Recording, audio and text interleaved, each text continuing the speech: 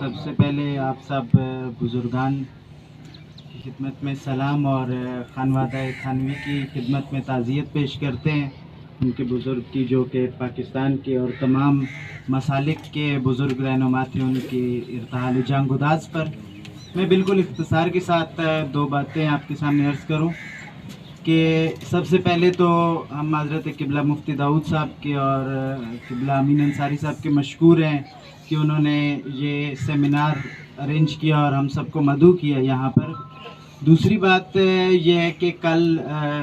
گزشتہ روز تحریک بیداری امت مصطفیٰ کی طرف سے ایک وحدت امت کانفرنس کا انعقاد کیا گیا تھا ہمارے استاد محترم زیر اہتمام۔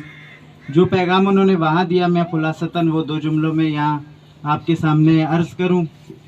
کہ وحدت امت کے لیے بہت سارے علماء کوشش کریں، اور یہاں جتنے علماء بیٹھے ہیں وہ بلا شک و شبہ لا ریب وحدت امت پر یقین رکھتے ہیں،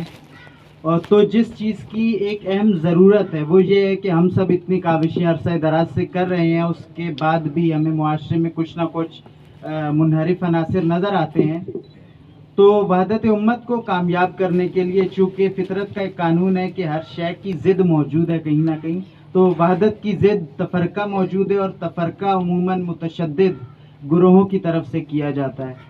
اور یہ دیکھا گیا ہے، ہمارے استاد محترم کا بھی یہ بیان ہے اور یہ تجربہ شدہ بات ہے آپ سب بزرگان کی، کہ علماء جب وحدت کے لیے قدم آگے بڑھاتے ہیں تو بہت سے متشدد گروہ ان پر اپنا تشدد کرتے ہیں، چاہے وہ جسمانی نہ ہو، سوشل میڈیا کے ذریعے ہو، کسی اور ذریعے سے، اور اس وجہ سے بسا اوقات وہ عالم دین، وہ معزز شخصیت جو خود وحدت پر ایمان رکھتا ہے، امن پر ایمان رکھتا ہے، وہ اپنے قدم پیچھے ہٹا لیتا ہے کہیں نہ کہیں، وہ اتنا شدید تشدد ہوتا ہے، اور ہم سوشل میڈیا پہ وائرل اس کے گواہ ہیں خود ہم سب۔ تو جس چیز کی ضرورت ہے وہ یہ ہے کہ ہم اس تشدد کو بالائے طاق رکھتے ہوئے، اس تشدد سے پرواہ نہ کرتے ہوئے، اس کی لومت لائم کا خوف نہ کھاتے ہوئے، اپنے آپ کو ایمان رکھتے ہوئے کہ ہم سب اس الہی کام میں، حزب اللہی کام میں